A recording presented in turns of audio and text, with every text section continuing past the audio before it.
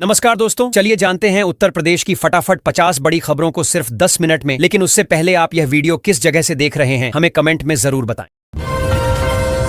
उत्तर प्रदेश में परिवहन सेवाओं में बड़ा बदलाव होने जा रहा है। अब बसों और अन्य सरकारी वाहनों की सेवाएं डिजिटल और कैशलेस होंगी। यात्री सिर्फ 30 रुपए में कई सुविधाओं का लाभ ले सकेंगे, जैसे टिकट बुकिंग, यात्रा की जानकारी और सुरक्षा सेवाएं। इससे यात्रा सरल, सस्ती और सुरक्षित बन जाएगी।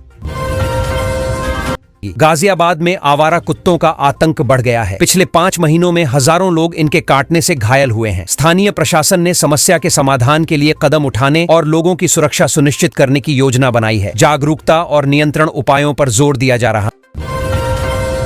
7 से 12 सितंबर के बीच कई राज्यों में भारी बारिश का अलर्ट जारी किया गया है। मौसम विभाग ने लोगों को सतर्क रहने और सुरक्षित स्थानों पर रहने की सलाह दी है। खेतों, नदी किनारों और कमजोर संरचनाओं वाले इलाकों में विशेष सावधानी बरतने को कहा गया है। यूपी पुलिस के 69 निरीक्षकों की किस्मत चमकी है। उन्हें नई बड़ी जिम्मेदारियां सौंपी जाएंगी। यह पदोन्नति उनकी मेहनत और समर्पण का फल है, जिससे वे विभाग में महत्वपूर्ण भूमिका निभाएंगे और कानून व्यवस्था बनाए रखने में अहम योगदान देंगे। ताजमहल तक यमुना का पानी पहुंच गया है और खतरे का निशान पार हो चुका है। इससे लोगों में दहशत फैल गई है। मौसम विभाग ने चेतावनी दी है कि रात तक स्थिति और भी खतरनाक हो सकती है। नागरिकों को सुरक्षित स्थानों पर रहने और सावधानी बरतने की सलाह दी गई है। उत्तर प्रदेश में किसानों के लिए खुशखबरी है। रब्बी सीजन में सरकार विशेष योजनाओं और सुविधाओं के जरिए उन्हें समर्थन देगी। इससे फसल उत्पादन बढ़ेगा और किसानों की आय में सुधार होगा। नई पहल से कृषि क्षेत्र में स्थिरता आएगी और किसान आर्थिक रूप से मजबूत होंगे। यूपी के 48 जिलों में पीटी परीक्षा शुरू हो गई है। अगले 2 दिनों में लगभग 25 लाख अभ्यर्थी परीक्षा देंगे। सुविधा के लिए अतिरिक्त बस और ट्रेनें चलाई गई हैं, ताकि छात्रों को आसानी से परीक्षा केंद्र तक पहुंचने में मदद मिले और परीक्षा सुचारू रूप से आयोजित हो सके। यूपी में एमबीबीएस का नया सत्र शुरू हो गया है, लेकिन कई कॉलेजों में शिक्षकों की कमी बनी हुई है। लगभग 50% टीचरों के पद खाली हैं, जिससे शिक्षा गुणवत्ता पर असर पड़ सकता है। सरकार को शीघ्र शिक्षकों की भर्ती कर इस समस्या का समाधान करना आवश्यक है। यूपी में एक दिन में 43.2 मिलीमीटर बारिश हुई है, जिससे हालात बिगड़ गए हैं। कई सड़कें नदियों में तब्दील हो गई हैं। सुरक्षा के मद्देनजर 12वीं तक के सभी स्कूल बंद कर दिए गए हैं। नागरिकों को सुरक्षित स्थानों पर रहने और बारिश में बाहर निकलने से बचने की सलाह दी गई है। यूपी में 100 करोड़ रुपए से अधिक निवेश करने वाली कंपनियों को सिर्फ 15 दिन में जमीन आवंटित की जाएगी। इस प्रक्रिया को निवेश मित्र के माध्यम से आसान और तेज बनाया गया है। इससे निवेश बढ़ेगा और प्रदेश में उद्योग एवं रोजगार के अवसरों को मजबूती मिलेगी। यूपी में लखनऊ, गाजियाबाद, अयोध्या समेत कई शहरों के बस स्टेशन आधुनिक बनाए जाएंगे। इसके लिए पीपीपी मॉडल से 2700 करोड़ रुपए का निवेश हुआ है। परियोजना से यात्रियों को बेहतर सुविधाएं और सुव्यवस्थित परिवहन मिलेंगे। साथ ही शहरों का इंफ्रास्ट्रक्चर भी मजबूत होगा। उत्तर प्रदेश माध्यमिक शिक्षा परिषद की आगामी परीक्षाओं में बदलाव की योजना बनाई जा रही है। हाल ही में एक बैठक में यह प्रस्ताव रखा गया कि हिंदी की परीक्षा की शुरुआत के बजाय अन्य विषयों से परीक्षा शुरू की जाए। इस बदलाव का उद्देश्य परीक्षा के संचालन में सुधार और छात्रों के लिए बेहतर अनुभव सुनिश्चित करना है। उत्तर प्रदेश में बसपा ने पंचायत चुनाव की तैयारी शुरू कर दी है। पार्टी अध्यक्ष मायावती गांव-गांव जाकर जनाधार बढ़ाने के लिए अभियान चलाएंगी। इस दौरान पार्टी कार्यकर्ता जनता से संपर्क करेंगे, समस्याएं सुनेंगे और आगामी चुनाव में समर्थन जुटाने के लिए रणनीति तैयार करेंगे। उत्तर प्रदेश में 15 सितंबर से 1 महीने तक विद्युत अनुरक्षण अभियान चलाया जाएगा। इस दौरान बिजली नेटवर्क की खराबियों और कमजोर कनेक्शनों को सुधार कर बिजली आपूर्ति को सुरक्षित और स्थिर बनाया जाएगा। अभियान से बिजली कटौती कम होने और उपभोक्ताओं को बेहतर सेवा मिलने की उम्मीद है। बाराबंकी में प्रशासन ने रामस्वरूप यूनिवर्सिटी की बिल्डिंग पर बुलडोजर चला दिया। सरकारी आदेश पर सख्त कार्रवाई करते हुए भवन को पल भर में ध्वस्त कर दिया गया। प्रशासन ने अवैध निर्माण को हटाने का यह कदम कानून के पालन और नियमों की गंभीरता दिखाने के लिए उठाया। उत्तर प्रदेश में एक युवक दिन दहाड़े रोडवेज बस लेकर भाग गया। लगभग 12 किलोमीटर की ड्राइव के बाद बस गड्ढे में फंस गई, जिसे देखकर पुलिस ने तुरंत कार्रवाई की और युवक को गिरफ्तार कर लिया। घटना ने सड़क सुरक्षा और बस की सुरक्षा पर सवाल खड़े कर दिए। उत्तर प्रदेश के मुख्यमंत्री योगी आदित्यनाथ ने नए परिवहन सेवाओं का शुभारंभ किया। उन्होंने कहा कि सड़क पर चलने वाले हर व्यक्ति की सुरक्षा सरकार की प्राथमिक जिम्मेदारी है। इस पहल का उद्देश्य सड़क सुरक्षा बढ़ाना, यातायात सुविधाओं को सुधारना और यात्रियों को बेहतर सेवा देना है। उत्तर प्रदेश में ग्रामीण क्षेत्रों के लिए जनता सेवा बसों की शुरुआत कर दी गई है। मुख्यमंत्री योगी आदित्यनाथ ने यह नई सौगात दी, जिससे ग्रामीणों को सस्ती, सुरक्षित और सुविधा संपन्न परिवहन सेवाएं मिलेंगी। इसका उद्देश्य ग्रामीण इलाकों में कनेक्टिविटी और लोगों की यात्रा आसान बनाना है। यमुना नदी में बाढ़ के चलते मथुरा में संकट बढ़ गया है। आगरा में भी अलर्ट जारी किया गया है। साथ ही चंबल और उटंगन नदियां भी उफान पर हैं, जिससे प्रभावित इलाकों में पानी भरने और जनजीवन बाधित होने का खतरा बढ़ गया है। उत्तर प्रदेश सरकार ने शिक्षकों और उनके परिवारों के स्वास्थ्य का ध्यान रखने के लिए नया योजना शुरू की है। मुख्यमंत्री योगी आदित्यनाथ के निर्देश पर कैशलेस इलाज की सुविधा दी जाएगी। इससे लगभग 9 लाख परिवारों को लाभ मिलेगा और देश का भविष्य बनाने वालों की सेहत सुरक्षित रहेगी। उत्तर प्रदेश में विकास की रफ्तार तेज हुई है। मुख्यमंत्री योगी आदित्यनाथ ने नए रोजगार जोन और पुलिस भर्ती की घोषणा की। इससे प्रदेश में निवेश बढ़ेगा, युवाओं को रोजगार के अवसर मिलेंगे और कानून व्यवस्था मजबूत होगी। साथ ही आर्थिक और सामाजिक विकास को गति मिलेगी। उत्तर प्रदेश में बाढ़ और भारी बारिश को लेकर बसपा सुप्रीमो मायावती ने चिंता जताई है। उन्होंने प्रभावित परिवारों की मदद के लिए केंद्र और राज्य सरकारों से तुरंत कार्रवाई करने की अपील की। उनका कहना है कि पीड़ितों को राहत और सुरक्षित आवास उपलब्ध कराना प्राथमिकता होनी चाहिए। शिक्षकों और कर्मचारियों के लिए राहत भरी खबर है। उन्हें नई राष्ट्रीय वेतन वृद्धि का लाभ मिलेगा। इससे उनकी आय में सुधार होगा और आर्थिक स्थिति मजबूत होगी। यह कदम सरकारी कर्मचारियों के लिए वित्तीय सुरक्षा और सम्मान सुनिश्चित करने के उद्देश्य से लिया गया है। उत्तर प्रदेश सरकार ने गन्ने का मूल्य न चुकाने पर सख्त कदम उठाया है। मुरादाबाद में एक चीनी मिल मालिक समेत 3 व्यक्तियों के खिलाफ मुकदमा दर्ज किया गया। सरकार किसानों के हितों की सुरक्षा के लिए इस मामले में कड़ी कार्रवाई कर रही है और जिम्मेदारों पर कानूनी कदम उठा रही है। उत्तर प्रदेश में 2 शिक्षिकाओं ने एक जैसी गलती की, लेकिन अधिकारियों ने उनके खिलाफ अलग अलग कार्रवाई की। इस मामले ने प्रशासन में निर्णय लेने की पारदर्शिता और समान व्यवहार पर सवाल खड़े कर दिए हैं। कार्रवाई में भेदभाव की संभावना और नियमों के पालन पर चर्चा शुरू हो गई है। गंगा नदी के खतरे के निशान के करीब पहुंचने से कई इलाकों में पानी भर गया है। इससे सड़कें और पुलों पर आवागमन बाधित हो गया है। प्रशासन ने प्रभावित क्षेत्रों में सतर्कता बढ़ा दी है और लोगों को सुरक्षित स्थानों पर रहने की सलाह दी है।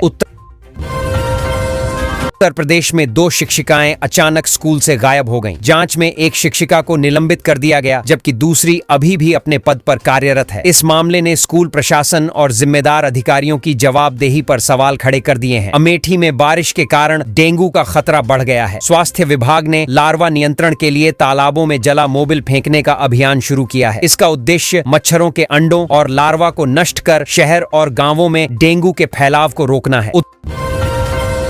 उत्तर प्रदेश में बाढ़ का संकट फिर बढ़ गया है। गंगा और यमुना नदियों ने रौद्र रूप ले लिया है, जिससे कई ग्रामीण क्षेत्रों में पानी भर गया है। प्रभावित इलाकों में लोग सुरक्षित स्थानों की ओर पलायन करने लगे हैं। मौसम विभाग ने चेतावनी दी है कि आज और बारिश से पानी बढ़ सकता है। उत्तर प्रदेश ने 2047 तक सभी शहरों को सोलर सिटी बनाने और 0 कार्बन उत्सर्जन वाला राज्य बनाने का संकल्प लिया है। इसका उद्देश्य हरित ऊर्जा को बढ़ावा देना, प्रदूषण कम करना और सतत विकास सुनिश्चित करना है। इस पहल से पर्यावरण संरक्षण और ऊर्जा सुरक्षा दोनों मजबूत होंगे।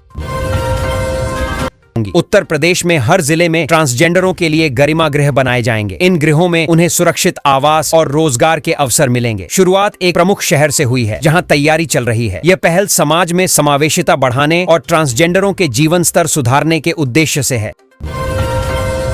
गाजियाबाद में पेट्रोल पंपों पर सख्ती बढ़ा दी गई है। अब बिना हेलमेट पहने पेट्रोल भरवाने वाले वाहन चालकों का चालान काटा जा रहा है। इसका उद्देश्य सड़क सुरक्षा सुनिश्चित करना और हेलमेट पहनने की आदत को बढ़ावा देना है।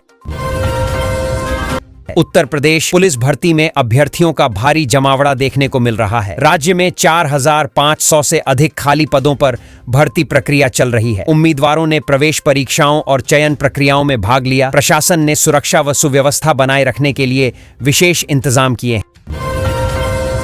उत्तर प्रदेश में विधानसभा चुनाव की तैयारियां शुरू हो गई हैं। चुनाव आयोग ने वोटर लिस्ट में आवश्यक संशोधन करने के निर्देश जारी किए हैं। मतदाता अपने नाम, पते और अन्य विवरणों की जांच कर सकते हैं। सभी जिलों में चुनावी तैयारियों का दौर चल रहा है ताकि निर्बाध मतदान सुनिश्चित किया जा सके।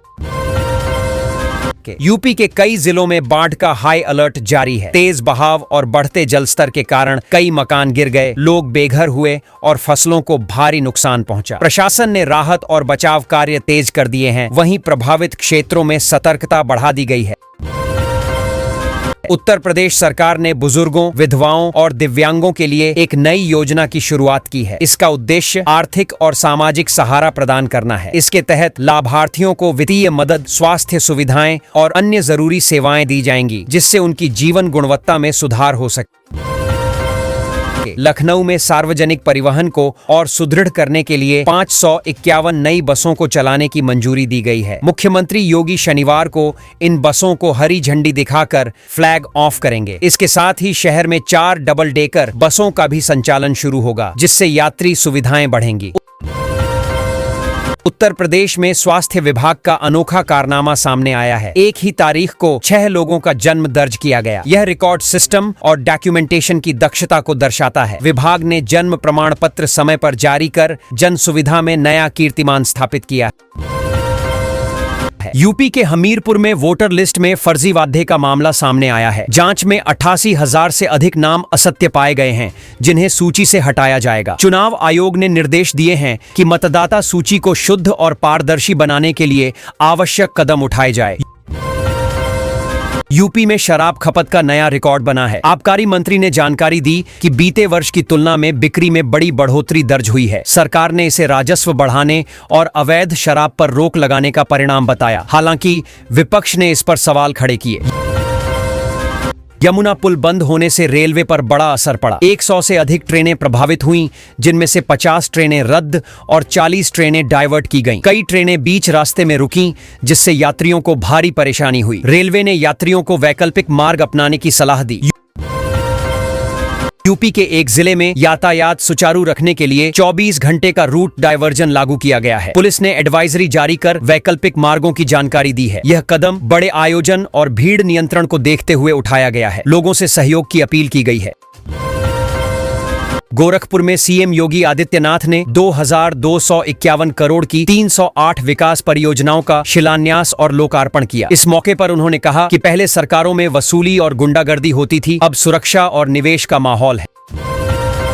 योगी ने गोरखपुर को विकास का नया हब बताया। यूपी में 5 साल बाद असिस्टेंट प्रोफेसर भर्ती निकली है। उच्च शिक्षा सेवा आयोग ने 1200 से ज्यादा पदों के लिए नोटिफिकेशन जारी किया है। आवेदन प्रक्रिया जल्द शुरू होगी। लंबे समय से इंतजार कर रहे युवाओं के लिए यह बड़ा अवसर माना जा रहा है। चयन लिखित परीक्षा व इंटरव्यू से होगा।